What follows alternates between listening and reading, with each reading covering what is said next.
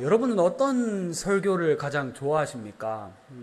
설교에도 정말 많은 다양한 주제들이 사실 있습니다. 어떤 분들은 오직 하나님께 영광, 전지전능하신 하나님께 찬양과 존귀와 영광을 올려드리자, 이런 설교를 좋아하시는 분들도 계시고, 어떤 분들은 예수 그리스도의 십자가와 그분의 희생과 죽으심, 그런 주제를 좋아하시는 분들도 계시고, 어떤 분들은 성령의 충만하게 역사하심, 우리를 도우심, 인도하심, 조명하심, 이런 다양한 설교의 주제들이 있는데요. 그 모든 것들이 결국 다 연결되는 이야기지만, 제가 가장 좋아하는 설교는 성결입니다. 성결. 거룩, 성결이라는 주제의 설교를 가장 좋아합니다. 하나님이 거룩하시다, 전지전능하시다. 그래서 너희도 이렇게 살아야 된다. 예수님이 우리를 위해 십자가에 죽으셨다. 그래서 너희도 이렇게 살아야 된다. 성령님이 우리와 함께 오셔서 하시는 일이 너희가 이렇게 살도록, 하나님의 법대로 살도록 이끄신다. 이런 성결의 설교를 가장 좋아하는데, 오늘 오전에 담임 목사님 설교가 성결에 관한 설교여서 깜짝 놀랐습니다. 제 오후에 설교도 거룩과 성결에 관한 설교를 준비를 했는데, 같은 주제의 설교가 나와서 너무 깜짝 놀랐습니다. 여러분 오전에 은혜 많이 받으셨죠? 네, 은혜 많이 받으신 줄 믿습니다. 오늘 우리 한누리교회 성결데이라고 제가 이름을 짓고 싶네요. 오늘 저희 한번 성결한 날, 거룩해지는 날로 한번 삼고, 정말 하나님을 닮아 거룩한 자들의 모습을 회복하는 시간 다 되었으면 좋겠습니다. 저희 한국교회가 정말 아쉽게도 세상 사람들에게 굉장히 손가락질을 많이 받고 있습니다. 지탄을 당하고 있습니다. 교회가 세상에 빛과 소금이 되면 참 좋을 텐데, 그런 역할을 담당하면 좋을 텐데, 뉴스를 통해 접하게 되는 몇몇 목회자들의 도덕적인 타락, 또 세상적 욕망에 휘둘리는 모습들, 또 뉴스에 나오는 그분들 뿐만이 아니라 교회 공동체 내에서도 서로 사랑해주지 못하고, 서로 사랑의 언어로 하지 아니하고 서로 상처 주는 말들을 통해서 교회도 세상과 똑같다라는 손가락질을 받고 있는 것이 사실 현실입니다. 이 지탄들이, 이 지적들이 정말 우리를 뼈아프게 하지만 동시에 반드시 귀 기울여야만 하는 비판이라고 저는 생각합니다. 교회가 세상에 칭찬을 받기 위해 존재하는 것은 아니지만, 주님의 이름을 욕되게 하는 삶이 절대로 바람직한 삶은 아니기 때문에, 신앙의 모습은 아닐 것이기 때문에, 오늘날 우리 교회가 비판을 받는 이유가 무엇일까? 도대체 우리가 왜 이렇게까지 세상의 손가락질을 당하는 상황에까지 이르게 되었을까를 생각해 보았을 때, 저의 결론은 우리가 성결을 잃어버렸다. 우리가 거룩하라고 말씀하시는 그 하나님의 말씀을 제대로 이해하지 못했다라는 결론에 이르렀습니다. 그래서 오늘 우리가 나눌 설교의 주제가 성결입니다. 거룩입니다. 오늘 성결이라는 주제, 거룩이라는 주제를 여러분과 나누기 위해서 레위기 19장을 선택했습니다. 성경에서 성결법전이라고 불리는 말씀이 있습니다. 성결법전이라고 이름이 붙은 말씀이 레위기 17장부터 26장까지의 말씀이 성결법전이라고 불립니다. 그런데 그 중에서도 레위기 19장 오늘 본문 말씀이 성결법전의 중심, 성결법전의 핵심이라고 불리는 말씀입니다. 레위기 19장은 이 성결법전의 중심, 핵심을 넘어서서 유대인들은 작은 율법서의 요약본이라는 별명을 붙입니다. 여러분 율법서가 무엇인지 아시죠? 창세기, 출애굽기, 레위기, 민수기, 신명기까지를 우리 모세오경을 율법서라고 부르는데, 그 율법서가 구약 성경 전체의 근간이 되지 않습니까? 그런데 그 율법서의 요약본이라는 거예요. 작은 율법서가 바로 오늘 레위기 19장 말씀이라는 거예요. 레위기 19장이 왜 그렇게 중요한가? 레위기 19장이 도대체 왜 율법서의 요약본, 율법서의 핵심이라고 불리게 되었는가에 대해서는 세 가지 이유가 있습니다. 첫 번째는 이 레위기 19장 전체의 말씀 안에 십계명이 녹아 있다는 거예요. 레위기 19장은 십계명의 실전 적용판입니다. 레위기 19장을 보면은 부모를 경외하라 라는 말씀이 나옵니다. 십계명의 5계명과 연관이 되어 있죠. 안식일을 지켜라. 십계명의 4계명과 연관이 되어 있습니다. 헛된 것들에게로 향하지 말며 1계명 주 너의 하나님을 섬기러와 연관이 되어 있고, 신상을 부어 만들지 마라. 2계명과 연관이 되어 있고, 도둑질하지 말라. 거짓 맹세하지 말라. 내 하나님의 이름을 욕되게 하지 말라. 살인하지 말라. 간음하지 말라. 그 모든 내용이 레위기 19장 안에 다 들어가 있습니다. 십계명의 중요성은 굳이 여러분에게 설명할 필요도 없을 것이라 생각합니다. 하나님께서 모세에게 직접 써주신 말씀이기 때문에 구약성경에서 가장 중요하다라고 말하는 그 십계명의 실천판이 이 레위기 19장 속에 녹아있기 때문에 이 레위기 19장을 많은 사람들이 율법서의 핵심이다, 또 율법서의 요약본이다 라고 이야기를 하고 있는 것이죠. 두 번째로 레위기 전체의 중심 주제가 이 레위기 19장 속에 녹아 있습니다. 유대인들은 이 어린 아이들을 가르칠 때 모세 오경 중에서 레위기를 가장 먼저 가르친다고 합니다. 정말 놀랍지 않습니까? 저에게 있어서 레위기는 절망과 실패를 경험하게 해준 책이었습니다. 제가 매해 성경 통독을 다짐을 했었는데 가장 많이 좌절시킨 책이 바로 레위기였어요. 저뿐만이 아닐 것입니다. 여러분도 성경 통독하다가 레위기에서 막히거나 레위기는 그냥 넘어가거나 하신 적이 있지 않습니까? 눈으로는 읽고 있는데 머리는 멍하게 다른 생각하고 있다가 갑자기 정신 딱 차려가지고 다시 읽어야지 하고 다시 읽는데 다시 읽어도 무슨 내용인지 모르겠어요. 도대체 하나님이 이걸 왜 적어놓은지 도저히 모르겠어요. 그런 경험들 다들 있으실 거예요. 그런데 유대인들은 어린 아이들에게 성경을 가르칠 때 레위기부터 가르친다는 거예요. 왜 그러냐? 레위기에 핵심 주제가 두 가지가 있는데 그중 첫 번째가 예배의 신앙이기 때문이에요. 아이들에게 예배하는 그 신앙을 길러주기 위해서 레위기를 먼저 가르친다고요. 레위기의 두 번째 핵심 주제가 무엇이냐면 성화의 신앙입니다. 레위기의 두 가지 주제는 예배의 신앙과 성화의 신앙, 이 두 가지가 레위기의 핵심 주제입니다. 그런데 이 두 가지 내용이 레위기 19장 안에 다 녹아 들어있다는 거예요. 레위기 19장이 율법서 요약본 핵심이라고 불리는 마지막 이 세 번째 이유는 무엇이냐면 예수님의 말씀과 사도 바울의 가르침 때문입니다. 예수님께 한 율법사가 나와서 질문했습니다. 성경에서 가장 큰 계명이 무엇입니까? 그때 예수님의 대답 무엇이었습니까? 여러분 다들 아시죠? 우리 함께 해볼까요? 너는 마음을 다하고 목숨을 다하고 뜻을 다하여 주 너의 하나님을 사랑하라. 그리고 둘째도 그와 같으니 내 이웃을 내 자신같이 사랑하라. 네. 이 둘째도 그와 같으니 라는 말은 두 번째로 중요하다는 뜻이 아니고 앞에 거와 동일하게 중요하다라는 이야기인 거 여러분 너무 다 잘 알고 계실 거예요.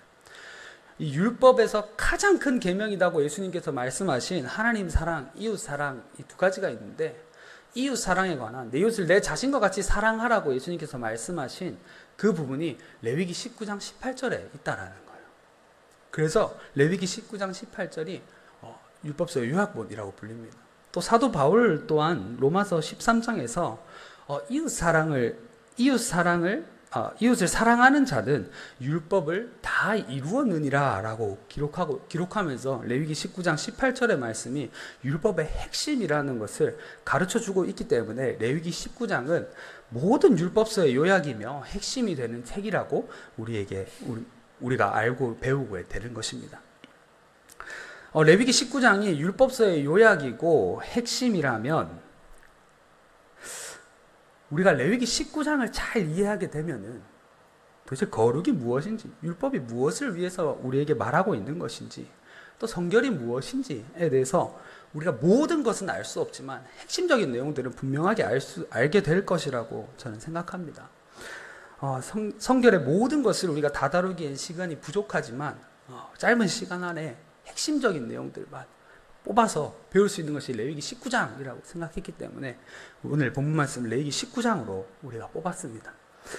레위기 19장 2절 말씀 저희 화면은 없습니다. 다 같이 한 목소리로 함께 봉독해 보도록 하겠습니다. 시작.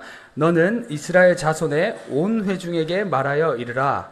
너희는 거룩하라. 이는 나 여호와 너희의 하나님이 거룩함이니라. 아멘. 이 말씀 가운데 우리가 알 수 있는 사실이 몇 가지 있습니다. 첫 번째, 거룩의 대상입니다. 여러분, 하나님께서 거룩하라라고 지금 레위기 19장을 통해서 말씀하고 계시는데, 거룩하라라고 말하는 대상이 도대체 누구입니까? 하나님께서 이 성결 명령을 누구에게 주셨습니까? 하나님의 백성 이스라엘에게 주셨습니다. 여호와 하나님을 나의 하나님이라고 섬기는 하나님의 백성들에게 주셨습니다. 이스라엘 백성들은 여러분께 잘 아시다시피 애굽 땅에서 430년이라는 긴 시간을 보냈습니다. 430년 동안 종살이를 하며 이방 문화와 우상의 풍습에 익숙해져 있었습니다. 그러나 출애굽을 통하여 하나님께서 이스라엘 백성들을 불러내셨을 때 이스라엘은 더 이상 애굽 백성이 아니라 하나님의 백성들이 되었습니다. 하나님께서 성결 법전을 주신 것은 이스라엘이 하나님의 백성이 된 이후에 주셨다라는 것을 우리가 기억해야 합니다. 오늘 오전 말씀에서 담임 목사님께서 설명하셨습니다. 성결 성화라는 것은 중생한 자들에게 해당하는 것이라고, 칭의와 중생을 경험한 자들에게 해당하는 것이라고. 성결 신앙은 누구에게 요구되는 것입니까? 애굽에서 구원받은 하나님의 백성인 이스라엘에게, 오늘날로 치면 예수를 주로 고백하는 우리 그리스도인들에게 요구되는 삶의 지침, 명령이라는 거예요. 우리 하늘교회 이 자리에 계신 모든 성도 여러분, 예수님을 주로 고백하십니까? 예수님의 십자가 때문에 나의 모든 죄가 사함받았고 이제 내 삶의 주인은 내가 아니라 하나님이시다라고 고백하십니까? 그렇다면 여러분은 이제 성결한 삶을 살아야 된다는 거예요. 이제는 칭의와 중생의 단계를 넘어서 여러분 성결의 단계에 여러분이 접어드셔야 된다는 겁니다. 성결의 삶을 살아내셔야 된다는 거예요. 하나님의 백성이 되기 전 칭의와 중생을 경험하지 않은 사람들이 아무리 성결하게 착하게 도덕적으로 깨끗하게 살아봤자 하나님은 그것을 성결이라고 이야기하지 않아요. 분명한 순서가 있습니다. 칭의를 경험하고 중생한 자들이 하나님의 성결 명령대로 살아갈 때 하나님은 그들을 거룩한 자들이다, 성결한 자들이다 라고 말씀하신다는 거예요. 거룩이라는 단어에 우리가 두 번째로 정의를 살펴보기를 원합니다. 거룩은 구별됨이라는 뜻입니다. 구별됨. 죄와 구별되고 부정함과 구별되는 것. 그것이 거룩이라는 거예요. 너희는 거룩하라. 하나님께서 우리에게 거룩하라고 말씀하십니다. 여러분, 거룩이라는 단어를 들으면 머릿속에 어떤 그림이 떠오르십니까? 거룩의 정의를 여러분은 어떻게 내리고 계십니까? 어제 설교를 준비하면서 궁금해서 구글에 한번 쳐봤습니다. 거룩이라고 검색하고 이미지를 검색해봤더니 어떤 한 남자가 무릎 꿇고 두 손 들고 기도를 하고 있고 앞에서는 한 줄의 빛이 쫙 비치고 있는 그림을 구글이 보여주더군요. 여러분도 혹시 거룩이라는 단어를 들으셨을 때 그런 이미지들을 떠올리셨습니까? 여러분이 생각하는 거룩은 어떤 모습들입니까? 저는 구글이 보여준 그런 이미지들이 우리로 하여금 거룩을 오해하게 만든다라고 생각합니다. 완전히 오해하게 만들어버립니다. 거룩이라는 단어를 하나님께 너무 많이 사용하다 보니까 전지전능한 하나님이, 거룩하신 하나님, 존귀하신 하나님 막 이렇게 쓰다 보니까 거룩이 우리와는 완전히 동떨어진, 우리하고는 해당 사항이 없는 그런 말처럼 우리가 생각하는 경우가 있어요. 그런데 오늘 하나님께서 레위기 19장 2절에서 너희는 거룩하라 라고 말씀하신 이후에 어떤 내용들이 등장합니까? 우리에게 하나님께서 뭐 나라를 구해라거나 목숨을 바쳐서 여러 사람을 살리라거나 그런 걸 요구하십니까? 그렇지 않습니다. 하나님께서 레위기 19장에 요구하시는 것이 무엇입니까? 네 부모를 경외하라. 노인을 공경하라. 사람들에게 거짓말하지 마라. 속여서 물건 팔지 마라. 여러분, 이 내용들 전혀 몰랐던 새로운 내용들입니까? 아니면 너무나 잘 알고 있는 내용들입니까? 다 이미 아시는 내용들이에요. 거룩이라는 것이 우리가 상상할 수 없는 어떤 미지의 뭔가가 아니라는 거예요. 하나님께서 우리에게 너희는 거룩하라 라고 말씀하신 것은 우리가 거룩할 수 있기 때문에 말씀하신 거라는 거예요. 거룩하라라고 말씀하시고 안식일을 지키라고 명령하십니다. 주일날에 주님의 날인 줄 알고 예배 드리러 오시는 여러분은 거룩한 주님의 백성들이라는 거예요. 여러분, 하나님 때문에 내 이웃에게 말 한마디 함부로 하지 않는 그 행동이 거룩한 거라는 거예요. 이웃에게 거짓말하지 않고 속여서 팔지 않고 내 삶 가운데에 있는 약한 자와 가난한 자들을 도와주는 거, 그것을 거룩이라고 하나님이 이야기하신다는 거예요. 거룩은 우리가 상상할 수 없는 어떤 게 아닙니다. 우리가 너무나 잘 알고 있는 겁니다. 어쩌면 너무나 사람들이 쉽게 말하는 윤리적인 모습, 그것이 거룩의 실체일 수도 있겠습니다. 여러분, 레위기 19장을 한번 찬찬히 살펴보시죠. 그 읽어보는 가운데 여러분이 모르는 내용이 전혀 없습니다. 다 아는 내용이에요. 다 아는 내용. 예. 내가 갖고 싶어도 훔치지 않는 것, 남에게 사기치지 않는 것, 이웃에게 거짓말하지 않는 것, 또 아래 직원들에게 월급 제때 주는 것, 그런 게 거룩이라는 거예요. 레위기 19장 말씀에 따르면. 여러분은 이미 거룩한 삶을 살고 있고 거룩의 여정, 성결의 신앙을 걸어가고 있는 분들이라는 거예요. 거룩과 성결을 너무 멀리 있는 것으로 오해하지 않으셨으면 좋겠습니다. 나와는 너무나 동떨어져서 저 멀리 있는 어떤 것으로 생각하여서 내가 그 거룩한 삶을 추구할 힘조차 잃어버리는, 동기조차 잃어버리는 그런 일들이 여러분의 삶 가운데 없으시기를 바랍니다. 거룩은 여러분이 결코 모르는 내용이 아닙니다. 이미 다 알고 있는 내용입니다. 레위기 19장의 내용은 이미 여러분이 다 아시는 내용이에요. 다 아시는 내용. 어쩌면 너무 많이 들어서 시시하다. 지금 설교를 들으시면서도 김 빠진다는 느낌을 받으실 수도 있을 것 같아요. 근데 여러분, 내가 이미 다 알고 있는 내용이고 이 내용들만 지키면 나는 거룩한 사람이 되는데 우리 모두가 그렇게 살고 있습니까? 네. 우리가 다 그렇게 살고 있지는 못하죠. 네. 여러분, 이 성결의 신앙 거룩의 과정이 정말 아이러니한 것은 몰라서 못하는 사람이 없다는 거예요. 다 알아요. 다 아는데, 부모 공경해야 되는 거 다 아는데, 주일 성수해야 되는 거 다 아는데, 교회 다니면서 점쟁이한테 전 보러 가면 안 되는 거 다 아는데, 교회 안에서 남 비방하는 말, 헐뜯는 말 이런 거 함부로 퍼뜨리면 안 되는 거 다 알아요. 다 아는데 안 되는 거예요. 거짓말하면 안 되고 사기치면 안 되고 내 주변에 있는 장애가 있는 약자들 돌봐야 하고 우리가 머리로는 다 그렇게 살아야 된다는 거 알아요. 그런데 정말 많은 사람들이 그렇게 살지 않고 포기해버려요. 어쩌면 어떤 분들은 그렇게 살려고 엄청 애써서 힘써서 노력을 많이 했는데 안 되니까 안 되는가 보다 그냥 놔버리는 경우들이 너무 많이 보게 돼요. 이건 안 되는 거다. 이거는 안 되는 거구나. 포기하고 합리화해버리는 경우를 너무나도 많이 보게 됩니다.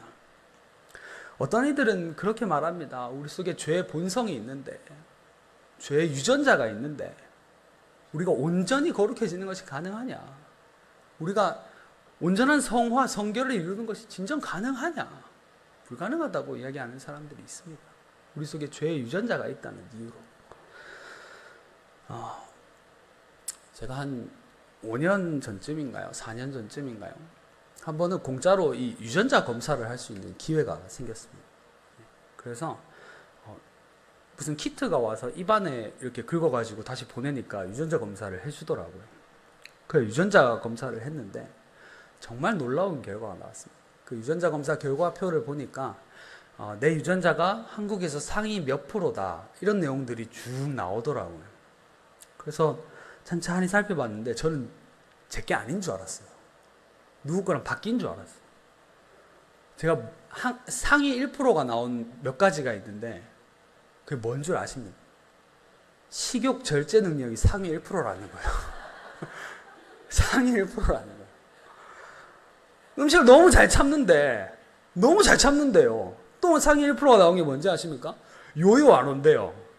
요요 안 오는 게 제가 유전자가 상위 1%래요. 저 1월 달보다 지금 거의 한 10kg 넘게 쪘거든요. 결혼할 때 제가 한 25kg 뺐어요. 근데 지금 9월달 되니까 제 건강을 염려하는 권사님들이 많이 생기기 시작했습니다. 여러분, 유전자대로 다 사라지느냐? 그렇지 않다니까요. 그렇지 않아요. 저를 보십시오. 제가 또 상위 1%가 나온 게 있어요. 근육 발달 능력 상위 1%랍니다. 근력 운동 적합성 상위 1%래요. 유산소 운동 능력 상위 1%래요. 그럼 제 몸이 이러면 안 되잖아요. 그럼 제 몸이 어때야 돼요? 최소한 여기 있는 성도님들보다는 몸이 다 좋아야 되잖아요. 근데 제가 봤을 때 여기서 저보다 몸매가 안 좋으신 성도님들이 몇 분 없어요. 저를 보십시오. 여러분, 유전자대로 안 사라진다니까요. 제가 상위 99%가 나온 능력이 있습니다. 뭐냐면 악력이 상위 99%래요. 그러니까 악력이 정말 약하다라는 거죠. 제가 헬스를 시작하고 나서 이 당기는 운동을 하면 우리가 손으로 꽉 잡아야 되잖아요. 꽉 잡고 당기는 운동을 하는데 계속 놓치는 거예요, 손이. 그래서 왜 이렇게 이거 놓칠까? 다른 사람들은 잘 하는데 라고 생각을 했는데 유전자 검사를 해보니까 제가 악력이 하위 99%더라고요. 약하더라고요. 그래서 그 검사를 한 이후로부터 제가 악력 운동을 정말 꾸준하게 열심히 했어요. 처음에는 헬스장 가면 60kg 정도를 당겨도 손이 막 풀리고 놓치고 그랬는데 제가 어제 등 운동을 했는데 제가 이제 140kg, 150kg까지는 아무 도움 없이 제 손으로 듭니다. 여러분 속에 죄의 유전자가 있다고 그 유전자대로 사실 겁니까?